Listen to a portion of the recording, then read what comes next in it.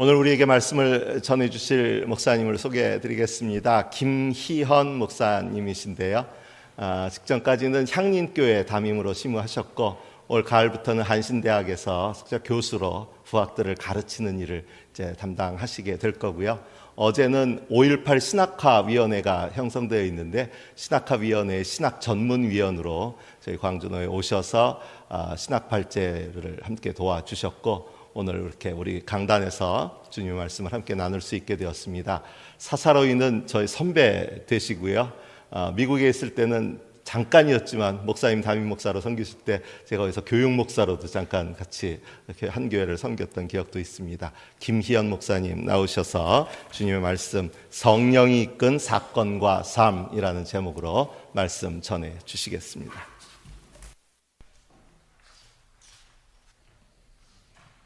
안녕하세요. 반갑습니다. 초대해 주셔서 고맙습니다. 저도 광주 출신입니다. 동신고등학교 나왔고요. 계림동에서 많이 살았습니다. 그래서 광주에 오니까 참 좋습니다. 특별히 이 고백교회에는 제가 예배를 드리고 싶었는데 그럴 기회를 갖지 못했거든요. 지난 40년 동안 이 교회를 지켜오신 김성령 목사님, 제가 깊이 존경하는 선배님입니다. 아침 10시쯤 와가지고 교회에 앉아서 또 둘러보면서 여기저기에 그분의 흔적과 숨결이 있구나 하는 것을 느낍니다. 잠깐 황범현 목사님 말씀하셨지만 오랜 친구입니다. 지금 오니까는 이제 선배님, 후배님 그런 것도 없는 것 같아요. 그래서 오랜 친구로 살아오면서 이렇게 제가 지금 다음 달 말까지가 교회에서는 안식년입니다. 우리 교회는 6년간 심호하면 1년간 안식년을 주거든요. 그게 한 텀인데 6월 마지막 주에 제가 고별 설교하기 전에 시간이 많기 때문에 그런데 아무튼 여기 불러주셔서 제가 거처를 찾은 것 같아가지고 고맙고요. 고백교회에서 이렇게 예배드리는 이런 음률이라든가 또 예배 분위기, 이게 참 마음속에서 하나님께 나아갈 수 있는 그런 길들을 잘 그동안 닦아오셨구나 하는 것들을 느끼고 거기에 참석할 수 있게 되어서 기쁘게 생각합니다. 그동안은 바빠서 광주에 자주 오지 못했는데 오더라도 그냥 스쳐가거나 또 5.18 신학하더라도 당일 와가지고 갔는데 이번에는 금요일 날 와서 전야제부터 이렇게 참석할 수 있었습니다. 그것은 4년 전에 우리 교단에서 5.18 40주기를 맞으면서 당시에도 여전히 배보상 문제에는 광주 항쟁에 관한 것이 있었지만 또 국가적인 차원에서의 공식 기록으로 남는 작업들이 아직 미완이다 보니까 이것을 역사를 왜곡하고 폄훼하는 일들이 많았고 더욱이 교회도 보수적으로 변해가다 보니까 교회 안에서도 그런 움직임들이 있어서 최소한 기장교회라면 5.18 신학에 대한 좀 방향이 정립되어야 되지 않겠느냐 하는 결정을 하게 되었습니다. 그래서 작은 문서를 채택했고 그 이후에 10년간 50주기가 될 때까지 신학화 작업을 해서 한편으로는 우리가 어떻게 5.18의 문제를 이론적으로 볼 거냐 하는 것과 다른 한편으로는 5.18 전후 또 그 기간 동안 기장교회가 어떻게 참여했는지 그 역사를 발굴해서 책으로 담자 하는 작업들이 진행되고 있습니다. 그래서 매해마다 5월 달에는 내려오고 있습니다. 그런데 이 일을 추진하는데 많은 분들이 함께 하지만 또 여러 곳에서 어려움을 느끼는 것도 있어요. 5.18이라고 하는 화두가 여러분들께는 어떤 의미로 담겨 있을지 한번 생각해 주십시오. 저에게는 마음이 복잡해진 것은 크게 보면 두 가지 현상 때문입니다. 저 역시도 5.18은 남일 같지가 않죠.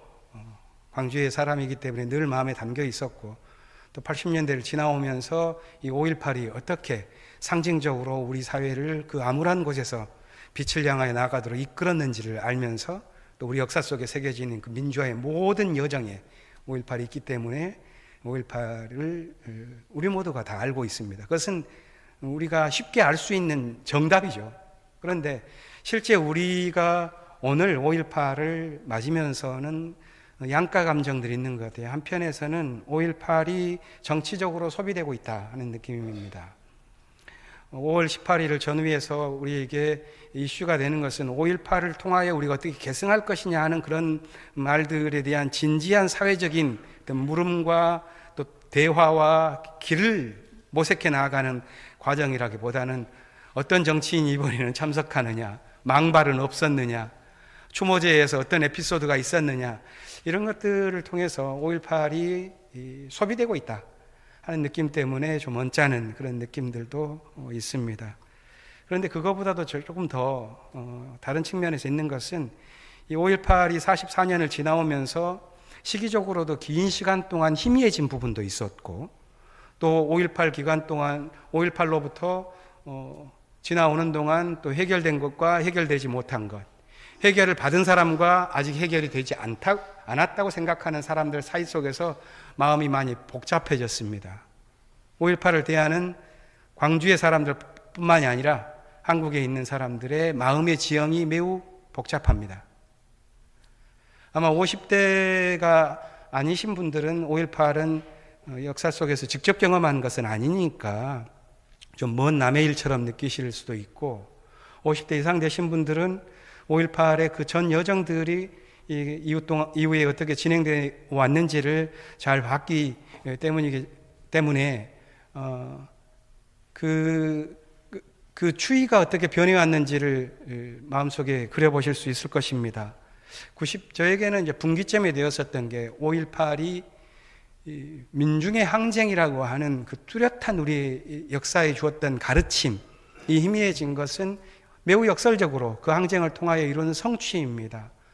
1995년인가요? 그때 5.18 특별법이 제정되었고, 국립묘지에서부터 그것에 대한 국가적인 추모 행사가 공식화되기 시작하면서 이게 민중의 품을 떠나서 마치 국가의 어떤 전리품이 되는 것 아니냐. 이건 좀 과한 표현입니다만, 아무튼 그렇게 좀 중심이 이동되는 것 같고, 또 폭도로 매도되었던 사람들도 이제는 유공자가 되어서 어떤 분들에게는 배보상이 완료가 되었고, 그걸 통하여 이루어지는 여러 가지 이야기들을 또 광주의 분들은 더 속살까지도 많이 지켜보셨을 것이고, 그러다 보니까 이 5.18에 대한 사람들의 마음의 지형이 매우 심란하기도 하고 복잡합니다. 저는 여전히 5.18의 과제는 남아있다고 봅니다. 제일 중요한 국가적인 차원에서의 진상규명, 이 작업들도 남아있는데, 그것은 큰 가닥은 잡혔으니 이제 시기적으로 본다면 그것을 해결해 나아가는 그런 과정이 남아있을 것이라고 보고, 오히려 중요한 것은 5.18이 우리에게 어떤 의미를 주느냐 하는 현재 임해 있는 5.18의 항구적인 의미를 우리가 어떻게 늘 생각할 것인가 하는 문제라고 저는 봅니다. 특별히 이런 문제가 중요한 것은 5.18이 단지 44년 전에 있었던 우리 역사 속에서의 중요한 그 사건을 단지 기억하는 것만이 아니라, 44년이 지나서 우리 사회는 5.18 당시에 군부독재와 맞서 싸웠었던 그 유일하고도 분명한 과제, 이것들은 오히려 더 작은 문제가 되었고, 새롭고 더 중차대하고 더 근원적인 문제를 맡고 있기도 합니다.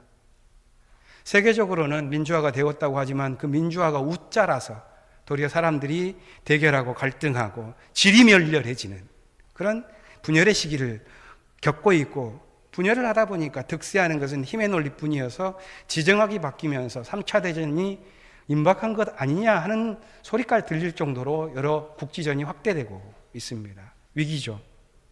우리 삶에서는 이제까지 우리 모든 성취와 목표, 이런 것들이 도리어 이제는 우리의 실패로 여겨질 만큼, 과거에는 성공을 하면은 많은 안정적인 권력을 갖게 되고, 그 권력을 갖는다는 것은 더욱더 풍요로운 삶을 살 수 있는 여건을 만든다는 것이었는데, 이제는 우리가 현재와 같은 풍요로운 삶을 살기 위해서 우리가 거주하고 있는 지구가 세 개 필요하다는 그런 말도 있지 않습니까? 그럴 만큼 이제는 그런 삶의 풍요로움 자체가 우리의 실패, 타락, 몰락, 징조가 될 수 있는 그런 시기가 되고 있는데, 이런 때에 5.18은 우리에게 뭘 말해줄까? 이제는 잊혀져 버린 것일까? 아니면 우리에게 여전히 주는 항구적인 의미가 있는 걸까? 이런 생각을 하게 되는 것입니다. 5.18에 대한 많은 평가가 있습니다만은, 그 5.18에 대한 심포지움을 40주기 때 하고, 그 심포지움에서 발표했었던 세 개의 자료를 모아서 우리 총회에 매월 나오는 회보를 특별호로 찍어서 한국기독교장로회에 속해 있는 1650개 교회에 모두 뿌려서 진행됐었던 적이 있는데, 그때 저도 한 꼭지에 참여를 했는데, 그때 5.18을 묵상하면서 5.18이 뭘까 생각하다가 마음속에 맺힌 것은 5.18은 우리에게 거울이자 화살이다 하는 그런 마음이 좀 담겼습니다. 5.18은 늘 우리로 하여금 우리의 삶을 되돌아보게 하는 거울이고, 5.18 정신 자체가 우리가 어떤 곳을 향하여 나아가는지를 알려주는 방향이자 힘이다 하는 생각이 담겨 있었기 때문입니다. 그러면 그 거울이자 화살인 그것은 단지 사회적이거나 정치적인 그런 면에서 5.18이 어떤 기능을 하느냐 하는 그런 문제보다도 더 심오한 그런 문제가 담겨 있다고 저는 봅니다. 일종의 신앙적인 차원입니다. 5.18이 가지고 있는 신앙인으로서, 아니 신앙을 갖지 않은 사람이라 하더라도 단지 사회적인 현상만으로 5.18은 이런 기능이야, 앞으로 이런 걸 해야 돼 하는 것보다도 더 깊은 무언가를 담고 있는 듯한 느낌, 그게 도대체 어디서 올까? 이걸 곰곰이 생각해 보면 광주의 사람들은 아주 직감하면서 너무 가까이 그것을 너무 자주 접했기 때문에 어쩌면 그것이 희미해져 버린 그런 것이 있는데, 5.18이 주는 그런 깊은 인간 모두에게 주는 감동의 그 신앙의 차원에서의 느낌이 있는데, 그것은 온 사회가 일심동체가 되었었던 경험입니다. 우리 사회에서는 그런 것을 경험할 수가 없어요. 이제는 모두가 다 알갱이가 되어서 어떤 합의를 이뤄내면서 경제를 구성하고 거래를 하고 정치에서 누구를 세우고, 어쩌면 교회까지도 다 알맹이 하나하나 각자가 와서 그냥 마음속에 느끼고 돌아가는 것이지, 공동체를 향하여 하나가 된다 하는 마음이 없습니다. 이런 마음이 없다는 것은 저는 더욱더 좀 위기스럽게 느껴지는데요. 세계는 갈수록 아주 처목한 기후위기의 현실 속으로 빠져들어갈 텐데, 그럴수록 우리는 아직 준비가 덜 되었어요. 신자유주의라고 하는 지난 30여 년 동안의 사회적 불평등, 소비문화에 어떤 젖어있는 우리의 모든 삶의 생활 양식들, 이게 그대로인데, 이런 삶을 가지고서 그 위기 속으로 들어간다? 각자가 알맹이가 되어서 저마다 자기만을 살기 위하여 만약에 가버린다면 이 세계가 얼마나 지옥으로 변할까 생각해보면, 무엇이 우리가 지금 힘을 쏟아서 함께 나아가야 할 방향인지 이걸 고민하지 않을 수가 없습니다. 저는 5.18이 그런 의미에서 우리에게 매우 중요한 의미를, 항구적인 교훈과 앞으로 우리가 나아가야 할 길에 대한 어떤 토대, 정신적 토대를 제공해 주는 무언가 있다라고 생각을 하고요. 그것이 우리가 5.18에 대한 기억 속에서 다 뽑아낼 수 있죠. 그 거대한 폭력에서 맞서 거족적인 온 시민의 항쟁이 일어났었던 것, 그 가운데에서는 자기의 목숨을 초월한 결단을 하고, 그 결단에 사람들의 마음에 불이 이어붙어서 온 사회가 함께 연대하고 그래서 하나가 되었었던, 어떤 사회학자는 그 모습을 가리켜서 절대적 공동체라고 표현하지 않습니까? 5.18 안에 있었던 그 절대적 공동체의 모습, 저는 그것은 사실 하늘에서 바람이 불어오지 않고서는 일어나기 힘든 일이다 라고 생각합니다. 저는 그것이 있었기 때문에 비록 5.18이 18일부터 27일까지 10일간의 짧은, 그리고 27일 날 새벽에 처참한 살육으로 끝난 패배였다 할지, 패배라고 볼 수도 있겠는데, 역사는 그것을 그 패배라고 보거나 실패로 보지 않고 영원한 승리로 기억하면서 5.18이 지금 우리에게 남아있는 것은 승리의 역사처럼 기억되는 이유가 뭐냐? 그건 바로 그 문제이죠. 항쟁 기간 동안 광주가 하나 되었었던, 빈부귀천, 남녀노소 구분 없이 한 뜻을 품었던 경험이 저는 앞으로 인류가 맞게 될 위기를 뚫고 나아간 5.18의 교훈이다라고 봅니다. 저는 그것이 성령이 임한 사건이다 이렇게 보는 것이고, 성경 역시도 그런 삶을 말한다는 것을 오늘 말씀을 통해서 보고자 합니다. 성경 말씀을 세 곳 읽었는데요. 먼저 사도행전 2장을 중심으로 한번 풀어나가 볼까 합니다.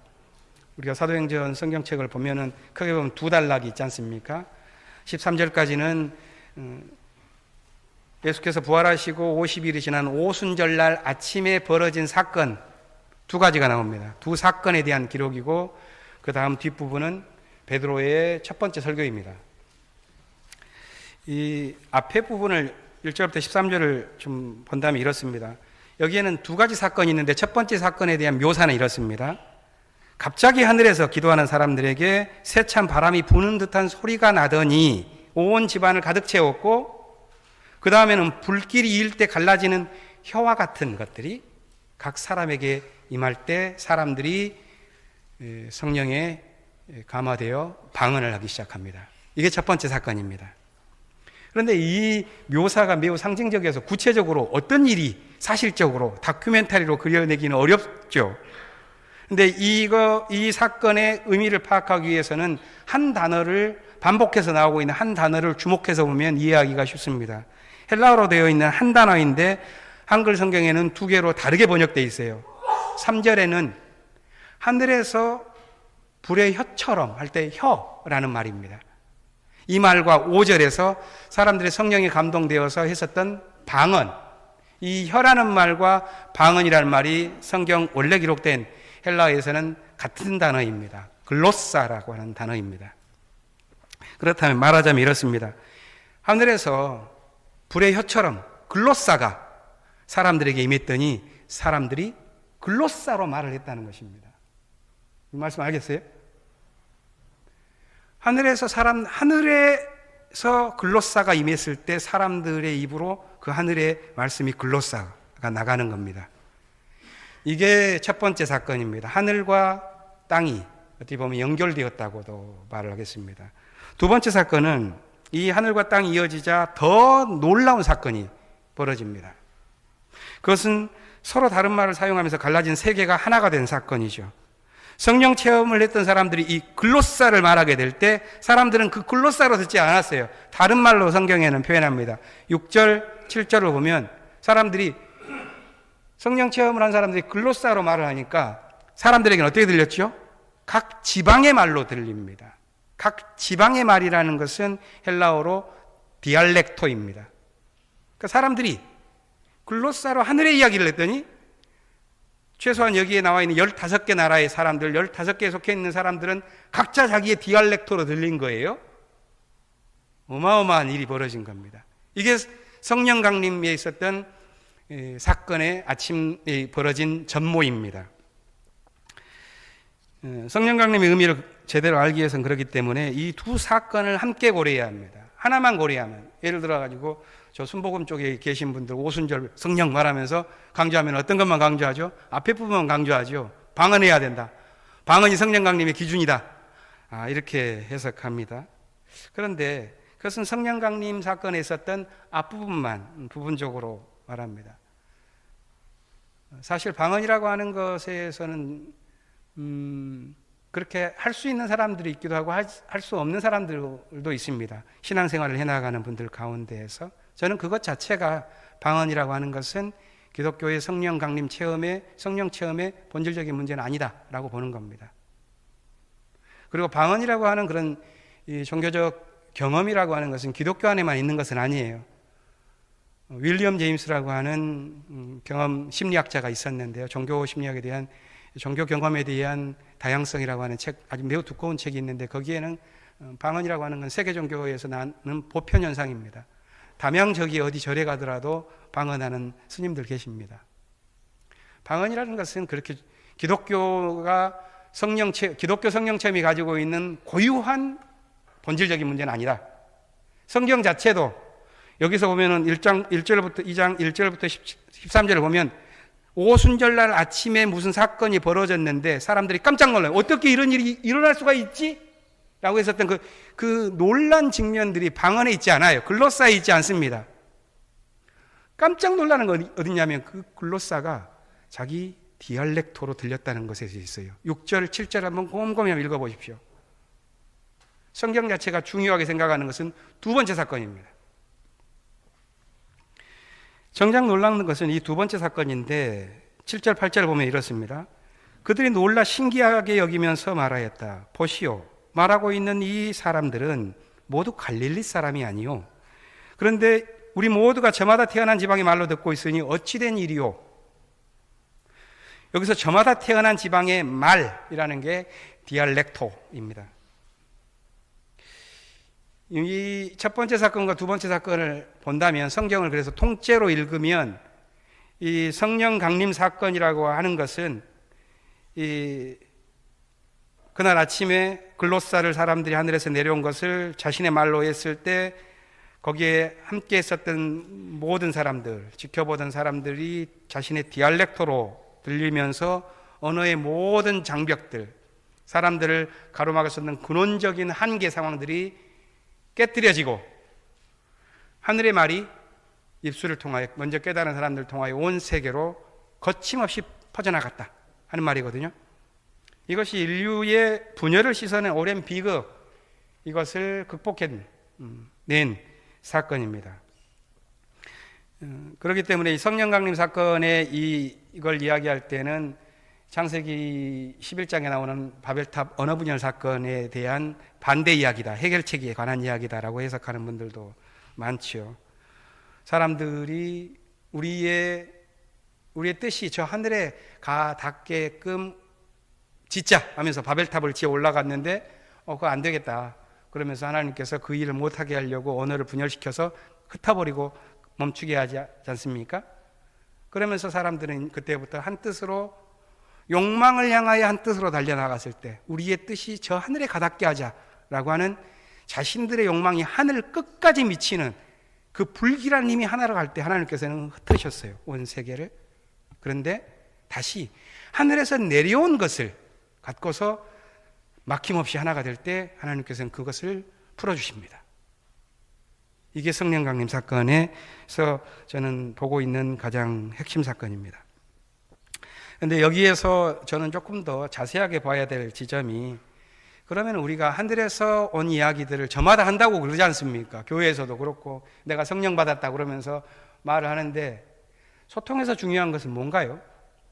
자기가 말을 하는 것, 말하고 듣는 것인데 그 둘 중에서도 중요한 것은 자신의 말을 하는 것보다 듣는 게 더 중요합니다. 소통에서는 남이 알아듣지도 못하는 말들을 막 성령 강림 말했다고, 성령 강림이라고 말하는, 방언이라고 말하는 그런 종교적인 유희, 그게 중요한 게 아닙니다. 그걸 통하여 어떤 성령의 열매가 우리의 삶과 공동체에 맺히는가 하는 것이 더욱 중요한 것이죠.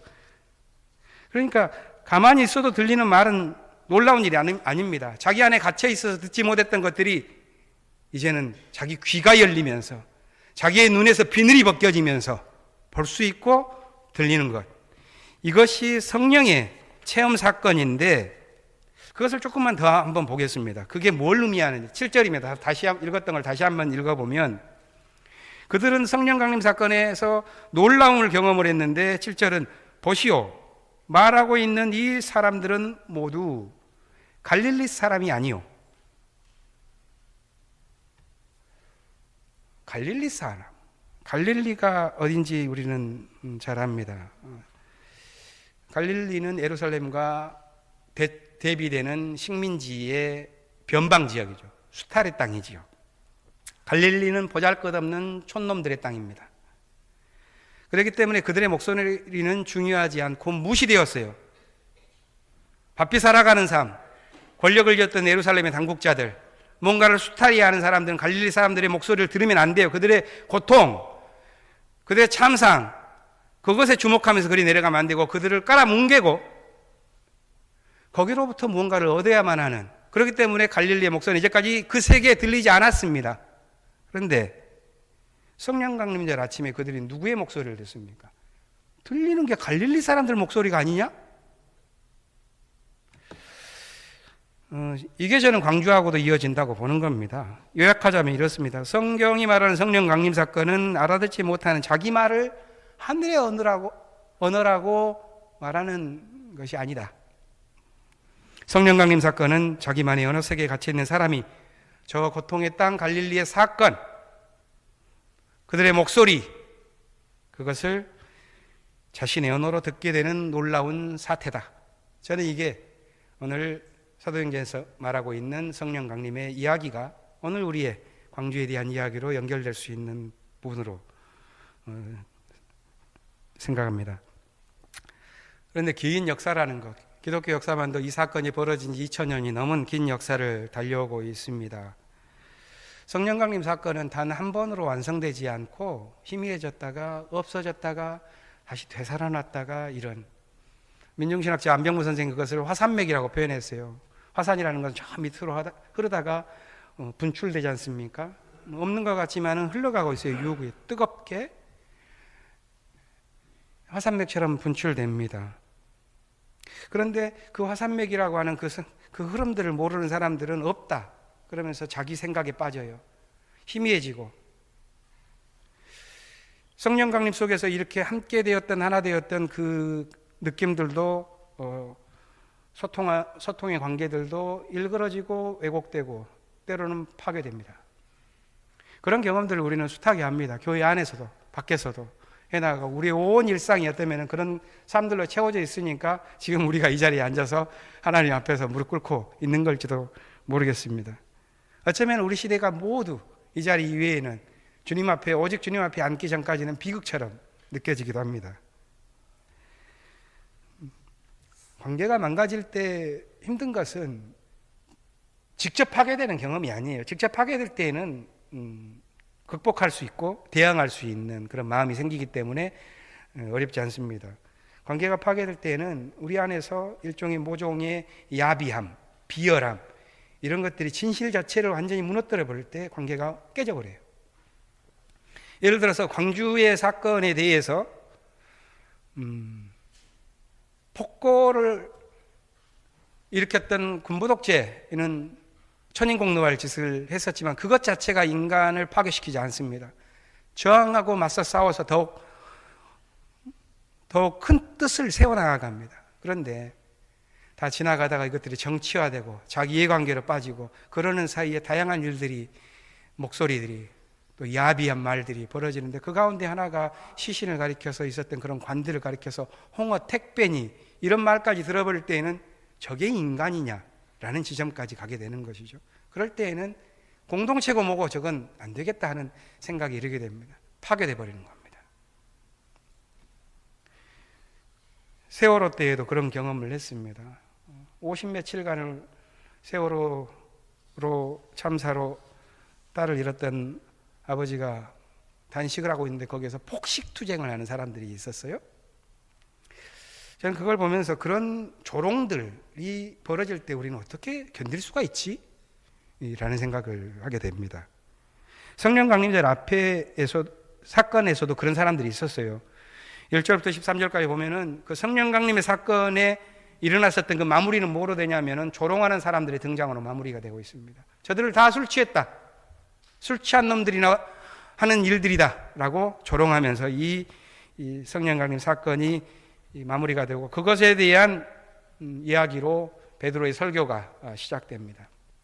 베드로가 전했던 것은 다른 항변이나 아니면 변명이나 그런 것이 아니라 베드로가 전한 건 딱 한 가지입니다. 요엘 선지자가 얘기했었던 그 예언을 다시 읽은 것입니다.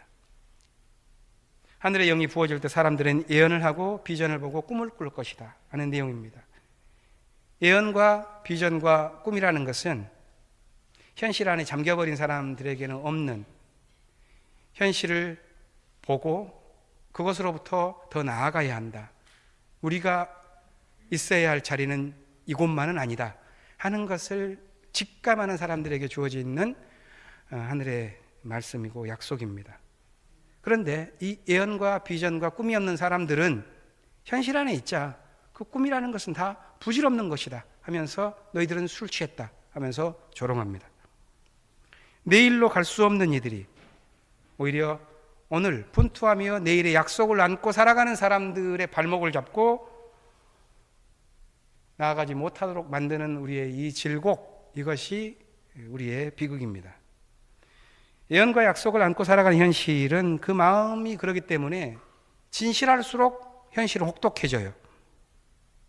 예수께서도 그랬습니다. 예수께서 십자가에 달리실 때 그를 그 밑에서 조롱하는 무리들이 많았죠. 대표적으로 네가 진짜 하나님 아들이면 거기서 뛰어내려 봐라 라고 말했습니다. 그건 상식적으로 십자가에 달린 사람에게 할 말은 아니겠죠. 예수께서 이때 어떻게 대답하실 수가 있었을까요? 그래, 내가 한번 해봐? 라고 하시나요? 그럴 수 없습니다. 그렇게 하지 않으셨고 그걸 할 수도 없었을 겁니다. 그렇게 할 수도 없었을 때 아버지 나를 왜 버렸습니까? 그렇게 말하면서 갔을 때 그 심정은 뭘까? 예수가 취할 수 있는 답은 뭘까? 한 가지밖에 없죠. 그건 죽음으로써 답하는 것밖에 없는 겁니다. 존재의 고통, 역사의 비극, 그것은 어쩌면 예수의 그 모습에 다 담겨져 있고 거기서 쏟아져 나옵니다. 우리가 갈등하고 모욕당하고 대립하고 상처를 받을 때 거기서 진리를 입증할 수 있는 길은 뭔가요? 말로써 할 수 있는 길은 거의 없습니다. 그 비극적인 숙명, 그 속에서 그 현실을 깊이 잠길 수밖에 없어요. 베드로 역시도 그렇기 때문에 그런 현실을 가리켜서 해가 변해서 어둠이 되고 달이 변해서 피가 될 것이다 라고까지 참혹하게 표현을 했습니다. 그런데 성경을 보면 베드로는 이야기의 끝이 거기 아니다. 그 비극 속에서도 여전히 요엘이 말했었던 그 약속을 쥐고 나아가는 사람들이 있고 그들이 하늘을 향해서 부르짖는 사람이고 그 부르짖음을 함께 해나가는 사람들만이 아니라 그것을 인도할 분이 남아있다. 우리에게 구원의 여지가 있다 라고 말합니다. 이런 베드로의 확신은 자기가 만들어낸 정신승리가 아니라 예수 그리스도를 통하여 그가 배웠었던 것들입니다. 그게 우리가 읽었던 요한복음 15장의 말씀이죠. 예수께서는 당신이 떠날 때 마지막 제자들과 있었던 그 밤에, 목요일 밤에 제자들과 대화하고 기도하고 했었던 그 장면 가운데 이 요한복음 15장에 들어있는데요. 이때 예수께서 나는 떠나가지만 진리의 영이 오실 것이다. 15장 16장을 보면 진리의 영이 오면, 이게 3번 반복되면서 예수께서 진리의 영이 오면 첫 번째 나를 증언할 것이다. 진리의 영이 오면 이 세상을 그들이 무엇을 잘못했는지 깨우칠 것이다. 마지막 진리의 영이 오면 모두를 진리 가운데 인도하실 것이다. 이렇게 말을 합니다. 그러니까 그 진리의 영은 성령이고 오늘 우리의 발걸음도 그 성령께서 이끌어 주시기를 바라면서 우리는 가고 있는 것이죠. 예수의 이 말씀을 따라서 또한 삶으로서 그 일을 살아갔었던 사람들의 이야기가 바울의 편지를 통하여 성경에 많이 담겨 있는데요. 신약 성경의 한 절반 정도는 바울의 이름으로 담겨 있는 편지들입니다. 그 가운데서 성령에 관한 가장 포괄적인 증언이 우리가 읽은 로마서 8장입니다. 흔히 성령장이라고 말을 하죠. 여기에 나오는 말씀을 아까 읽었었던 부분 가지고서 마지막 잠시 묵상하면서 마쳐보겠습니다. 여기에 나오는 성령에 대한 바울의 이해, 그래서 성령을 안고 살아가는 삶, 이것에 대한 바울의 증언은 오늘 우리가 많은 교회들에서, 수많은 교회들에서 익숙하게 들어왔었던 것과는 다르죠.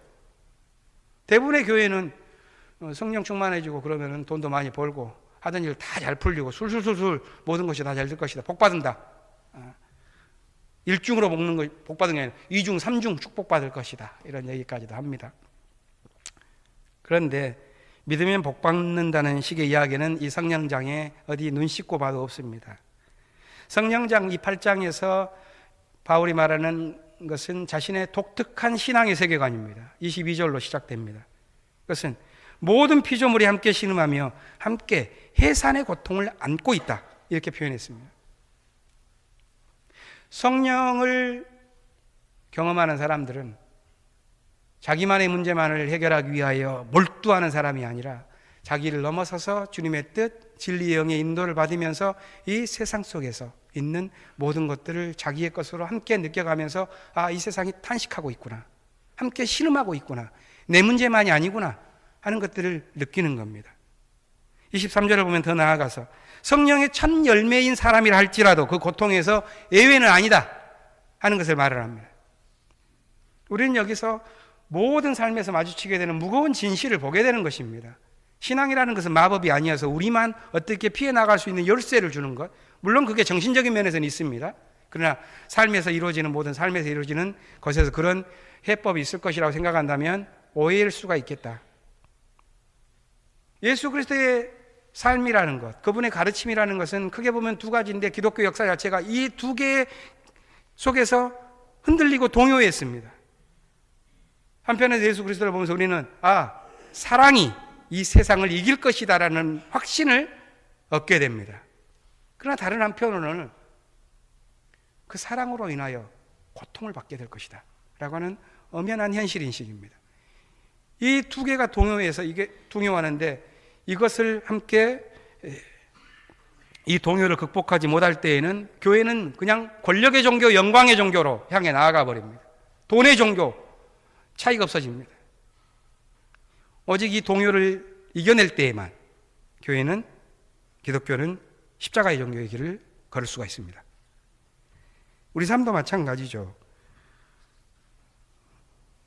우리는 그간 물론 60대, 70대, 80대 되시는 분들은 겪어왔었던 한국전쟁 이후에 보릿고개부터 해서 얼마나 힘겨운 어떤 삶에 대한 것들이 있겠습니까? 그 경험으로 인하여 우리 삶이 풍요로웠다 이렇게 하는 말씀에 동요하시지 않을 수도 있겠지만, 많은 사회학자들이 지난 30년간이 인류 역사에서 가장 풍요로운 때일 것이다 라고 말을 합니다. 앞으로는 그런 풍요를 누리는 방식으로 가기가 어려울 것이고 그것을 추구해서도 안 될 것이다 라고 말을 하는 큰 전환점에 우리가 도달했습니다. 거대한 전환을 해야 된다고 하는데 우리는 그런 준비가 덜 돼 있어요. 경제학자들 국가 전략 보더라도 여전히 성장해야 된다, 일자리 창출해야 된다 그러는데, 이미 우리가 가진 것 가운데서 훨씬 더 풍요로운 삶을 살아갈 수 있는 방식에 대한 치밀한 탐구들이라는 것 없어요. 왜? 우리는 하나가 아니라고 다 이해관계를 따라서 뭉친 그 정도의 세계로 우리를 보고 있기 때문에, 광주의 경험이 주고 있는 교훈을 잊어버렸기 때문에 그러는 것입니다.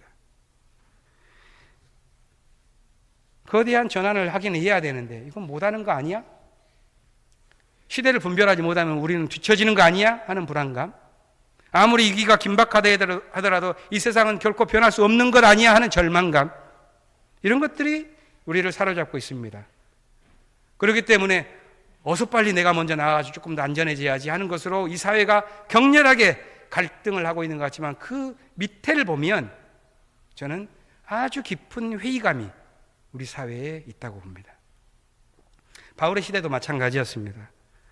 로마가 구축했었던 그 어마어마한 그 힘의 체제와 질서는 확연해서 다른 세계를 꿈꾸는 것이 불가능했을 때 바울은 여러 로마의 도시들을 방문하면서 교회를 세웠고, 오늘 우리가 읽은 이 로마서는 로마인에게 보낸 편지가 제목이지 않습니까?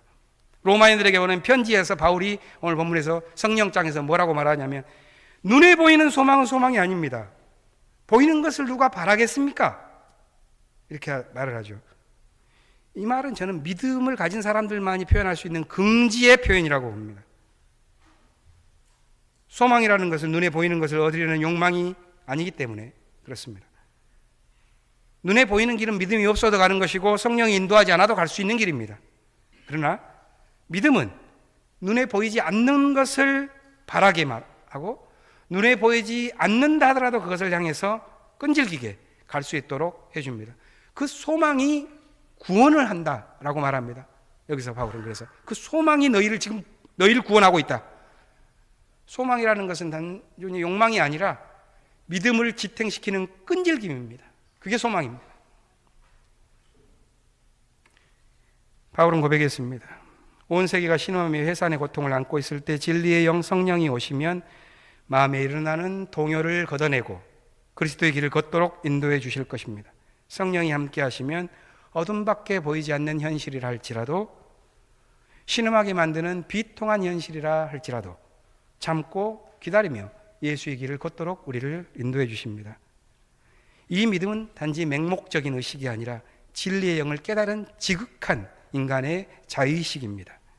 기독교의 역사는 이 위대한 정신에 비치고 있고 이 정신이 있었기 때문에 지금도 이어진다고 저는 생각합니다. 우리가 이것을 성령 강림절 기간 동안 이제 안고 나아가겠습니다. 이제부터 성령 강림절이 시작되는데요, 성령이 인도하시는 삶에 대한 우리의 삶의 실험들이 벌어지겠죠. 제가 좋아하는 한 신학자의 말로서 마치겠습니다. 브라질의 신학자인데 이름은 레오나르도 보프라고 하는 신학자고요. 한 10년 전에 성령이여 오소서라는 책 제목을 썼습니다. 그런 성령을 경험할 수 있는 세 지점, 달리 말해서 성령이 이 역사 속에서, 이 세계 속에서 움직이는 세 지점을 말합니다. 그래서 성령을 세 가지로 표현하는데, 첫 번째 inner fire, 내면의 불. 두 번째 giver of life, 생명의 수여자. 세 번째 comforter of the poor, 가난한 자들의 위로자. 성령이 임하시면 자기를 넘어설 수 있고 다른 사람을 향해 나아갈 수 있는 마음의 뜨거움, 불이 생기고, 다른 모든 가치보다도 성령은 우리 안에 생명이 중요하다는 것을, 그 생명 하나로 우리를 뭉치게 만들며, 마지막 우리의 삶을 향해 나아갈 때 저 높은 우리의 욕망을 하늘까지 가닿게 하는 것이 아니라, 가난한 사람들, 아픈 사람들, 그들을 어떻게 위로할 것인가를 보면서 삶을 구성하도록, 이게 성령과 함께하는 삶이라는 가르침일 텐데요. 이 마음을 따라서 살아오신 여러분들의 꿈이 있을 것이고, 또 고백교회의 목표가 있을 것이라 생각합니다. 그것을 향하여 나아갈 때 성령께서 늘 함께 하시기를 기원합니다.